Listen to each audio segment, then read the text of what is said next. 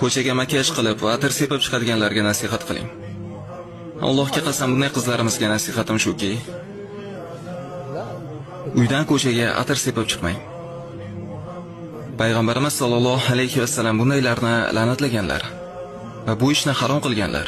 Payg'ambarimiz aytadilarki, qaysi bir ayol atir upa sepib, so'ng erkaklar oldidan o'tsa va ular uning hidini sezsalar, ana o'sha ayol zinokordir.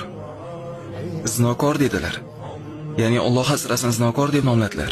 Shu kerakmi sizga? Shu kerakmi sizga makiyaj ham kim uchun? Kim uchun atir sepib chiqasiz? Erkaklar uchunmi? E'tiborni jalb qilish uchunmi? Alloh asrasin. Odamlar sizni hidlashlari uchunmi? Nima kerak bu? Inson Alloh taolodan qo'rqishi kerak. Bu juda ham xatarli masala. Bunda hech qanday yaxshilik yo'q. Uydan atir upa sepib chiqishda hech yaxshilik yo'q. Bu joiz emas.